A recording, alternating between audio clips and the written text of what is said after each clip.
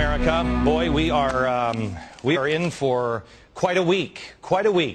You can't miss a second of anything that's going on in Washington. I think they're going to pass this thing. They're going to do whatever it takes to pass it, and they're not going to go the traditional way. They are going to go the way of snakes and cockroaches. They're going to crawl out in the cover of darkness, and they're going to pass this, make it happen one way or another. And you mark my words, we'll show you later on in this program, they are going to become less and less courageous. They are going to cover their tracks. Don't you let them do it. The final push for health care. They're going to jam it through, possibly this weekend. President is back out on the campaign trail, which is weird because he already got into office.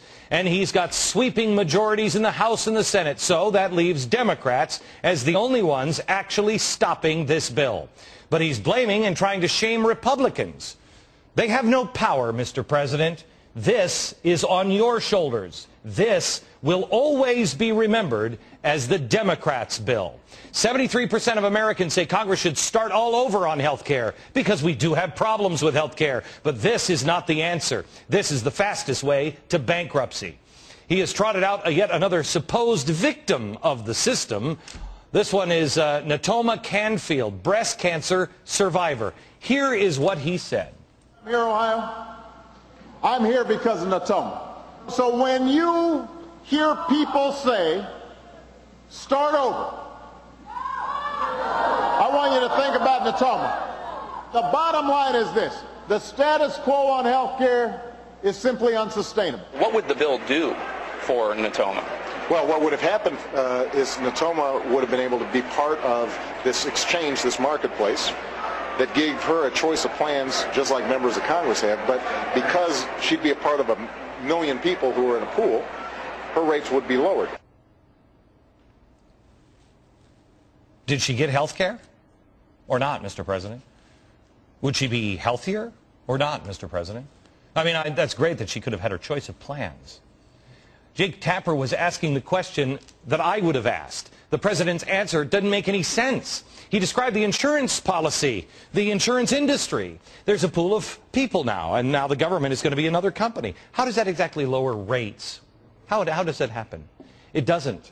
Because the government will always undercut pricers and put insurers out of business. But that's the goal. Oh, I'm sorry. No. That's not the stated goal.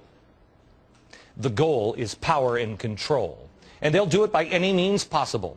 Obama had said Natoma might lose her house because of all of the bills, but that is not true. The Cleveland Clinic, who has been treating her, has already said that's not going to happen, and she is eligible for charitable aid from the hospital. The hospital does charity themselves. They have a $100 million charitable assistance program. If there are supposedly so many people dying in the streets because of the evil health insurers, why can't the president actually highlight a story that is a true representation of the problem? Why? We've heard about tonsils being taken out by evil doctors, doctors that are cutting off feet because they can make more money.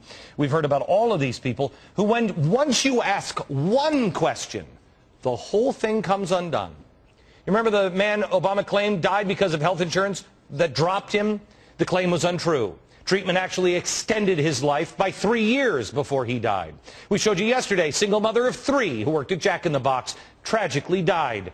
And then the unions and George Soros trotted out her son to plea for Obamacare. She is practically the case model for the government assistance we already have. And yet somehow, this is an example of why we need more government care. Why is the government always the answer for jobs, for health care, for education, for food? Besides the military, tell me what the government does well. I'm here till 6. The president wants you to derive your hope from having faith in the government to be charitable, to provide everything to everyone. That is your hope. To have faith that they will be charitable. I don't trust the government to be charitable. I trust them to be weasels. They've proved it over and over again. I'll trust my neighbors to be charitable. The truth is that no government program in existence can or ever has or ever will provide faith, hope, and charity.